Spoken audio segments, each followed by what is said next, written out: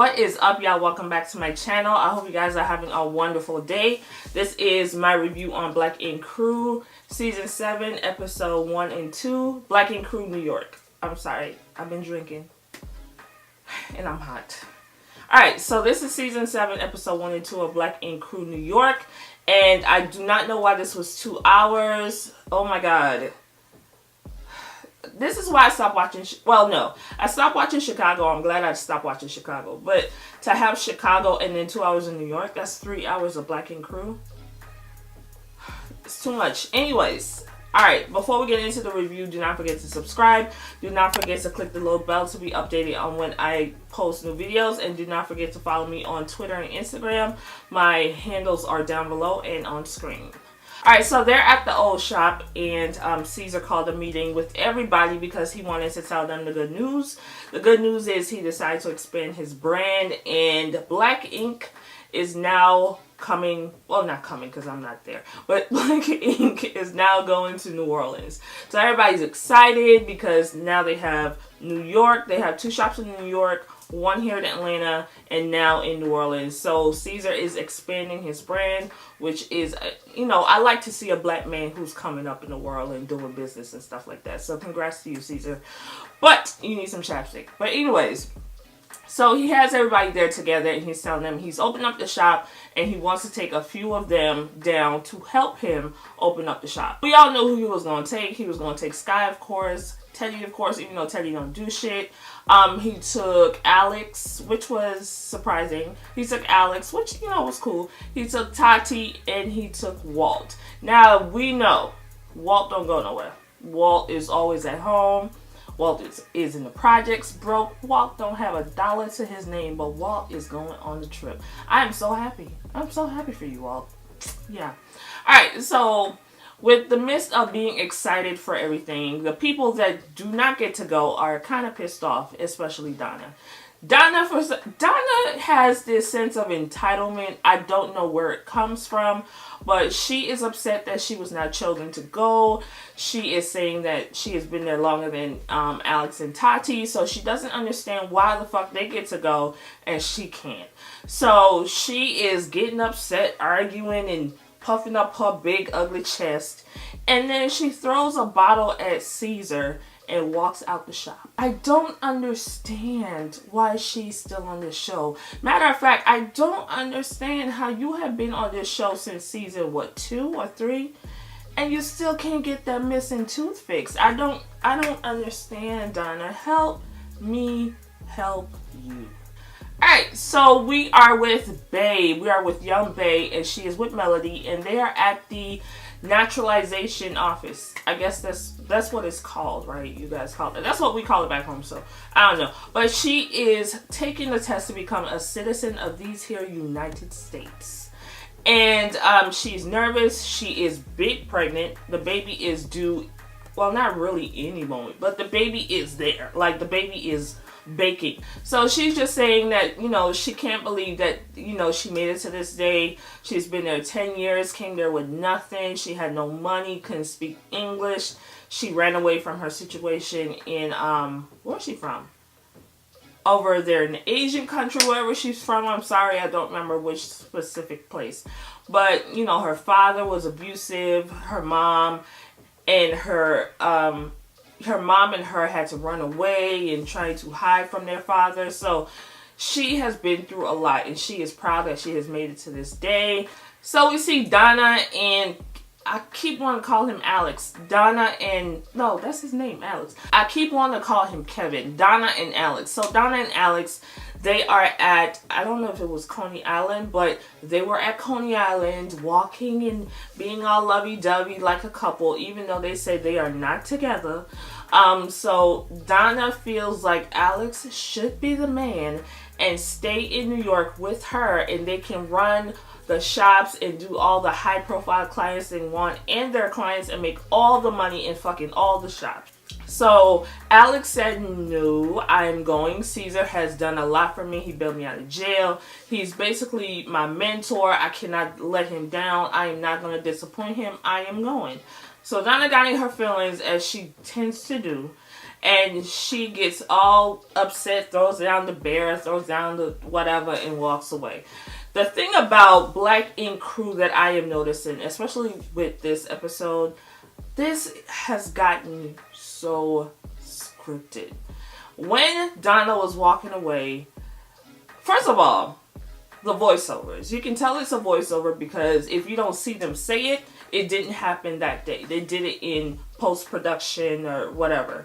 They did it in the studio. So she was like, I am out of here. And he said, Donna, don't go. I'm like, what is this? What is this? It has gotten so, oh God, it's gotten so bad. It has gotten so scripted on this show. I was like, what the fuck is this? It was retarded. But anyways, so the crew goes to New Orleans, and Tati and Sky do not go when the guys are going. So they get to the house that they're staying in, and when they walk in, there are women in the house. Now, when I saw these girls, when I saw these girls, I was like, where did they find them? Like, I would think that, you know, this is a TV show. You got all these guys here. They were going to bring the hottest women they can find. They look like they got these chicks out of Kroger. Asked them if they want to make $50 a piece. And had them staying in their house. I was like, one girl had braces. Really? No, it was interesting. It was interesting. But what was more interesting, and I don't know if anybody else noticed, I don't know who did Caesar's brows, but okay, his brows were like, like arched. I dated a dude with some arched brows before, and I didn't realize that motherfuckers were arched until somebody pointed them out to me. I was like 20, 21, and them shits was like arched. And then I found out that he got them arched.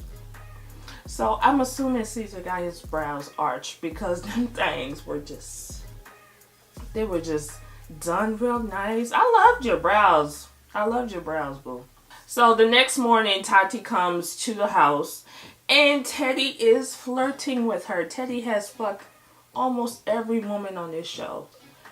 All he does is sit on the couch and fuck these women. But he is flirting with Tati. Tati's flirting back with him. So obviously they're going to have some sort of relationship or some sort of connection. Alright, so Caesar takes them to the shop. The shop actually does look pretty nice. It's a really nice space. It's really artsy. I like the space. They had a lot of black ink stuff on the walls. It was really cute. And then he shows the ta-da, and he had a bar, which is it was interesting. You know, I've never seen a tattoo shop with a bar. I don't think drinking and needles go together. But then he hit me with the hee-haw, and he had a whole kitchen back there. So you get dirty needles, blood, liquor, and chicken wings. That is going to be a fun time. I don't see how that is. How can you even... The health department, I don't think would even allow this. But it is TV. What do I know? So that night at the house, Sky finally shows up. And Sky is looking around the house. She loves how it looks. She loves the aesthetic. But she sees that there is bags in the master suite. I don't know why she felt like she needed to get the master suite, but that's not my business. So she finds Caesar, and it's a trip for the shop and for his birthday. So she finds Caesar, and they're talking, and she tells Caesar that yeah, he can have the master suite because she is leaving the next day to go to her son's graduation. Now, she never told Caesar this. Caesar had no clue. She said that she'll be gone for 4 days and will come back. Caesar is pissed. He is under a lot of pressure. He is stressed. He is, he said $1 million in debt. He is spitting. His blood pressure is rising. Caesar is pissed off. But Sky said, I'll be back. You'll be fine. You got all these competent people here. You'll be good. But before Sky came, Caesar was upset at the crew because they were in the pool with some women. And they were supposed to come back to the shop, and they never did. So he was already upset about that. But then when Sky told him, yeah, I'll be gone, he got even more upset. Jumping back to New York, we have Melody, Kitty and what's her name? Jasmine? Sis with the wig. Alright, so they're there sitting, talking, regaling, have a good time. And Melody talks about her family. She wants to know more about her mom's side because they disowned her once her mom married a black man. And her mom has not had any communication with her family in over 40 years. And she finally got to meet her father's side last year. So she said her family is in New Orleans. They are from New Orleans. And they are racist as white people. And they did not want to have anything to do with her mama. So they have never met her. She has never met them. But she really wants to reach out and see if they are open to meeting her. The ladies were all together in the shop. And Kitty comes in and said that Bay actually had the baby. Bay went into labor 6 weeks early. So, alright, so we have Bay and her husband and the baby. He is so cute. He looked like a little Asian baby. He's really cute. I didn't really see any black in him, but his daddy got Asian eyes, so little Chinese eyes. So he's a really cute little boy. But she started talking about her loving her son so much. She never thought that she could love anybody the way she loves her son, and it must be beautiful. I don't have any kids, so I don't know. But I am really glad that she gets to experience being a parent, and maybe it can help her get over the things that her dad did. It probably won't, but it can definitely help her show her son something that she never had. So I am very happy that you've had your baby. Congratulations. So Melody comes over to see Young Bay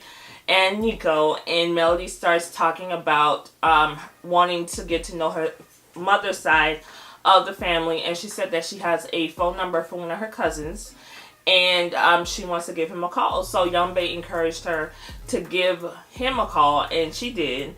And Brooke didn't want to talk to her. She wanted to meet up for coffee and just kind of talk. And he said, you know, I'm kind of busy, but I'll let you know. I got your number. And hung up. Girl, you should have known that was going to happen. You should have known. Racism just don't stop within a family bloodline. It just don't stop just like that. So you should have known. But you know what? She was crying, and I felt real bad for her. But yeah, what do you expect? So Sky went up to apologize to Caesar about, you know, flaking on him a little bit and wanting to turn up for his birthday. So they went to Bourbon Street. They went to a series of bars. They went to a strip club. And all the while, the one who has the addiction problem is drinking his ass off. Teddy is noticing that Walt has been drinking ever since they got to New Orleans. Now, what do you expect if you are drinking? If everybody around you is drinking, you gonna drink in front of the nigga that has the drinking problem? Really? That makes sense to y'all? They are surprised that he is drinking so much. They thought when they got there, him drinking was just a one-time thing. Sweetie, that's not how it works. That's not how any of this works. An alcoholic, once they start drinking, baby, they're not going to stop. So thinking that he was just going to drink because he got to New Orleans is not realistic. That was stupid. That was stupid for him to even say. That made no sense. They get to the strip club, and they're having a grand old time, and Alex is there with two strippers and just having a ball. And the next thing you know, we see Donna. Donna came her ass all the way to New Orleans to apologize to Alex. Girl, you could have sent a text, a DM, WhatsApp, GroupMe, YouTube message. You could have sent a myriad of things to apologize to this man. You did not have to fly your dirty looking ass all the way to New Orleans to apologize. This is so stupid. This is so scripted. So Donna comes, she see Alex, he is there with the two strippers, she gets in her feelings, she said, you didn't even come to greet me. You didn't even come, you're not even happy I'm even here.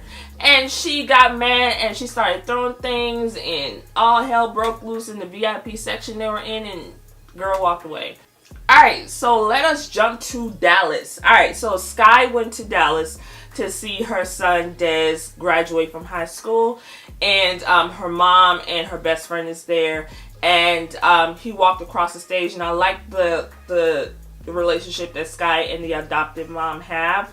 I'm glad that she allowed her to come into Dez's life. So Sky had a little party for him, a little Hawaiian themed pool party, and she bought him a car, and a really nice car, probably leased it, but she bought him a nice little car, and he said that she said that she would buy him a car, you know, when he's going to college, but he told her, you know, I'm not going to college, I've enlisted in the Army, which was pretty fake. That scene was so fake.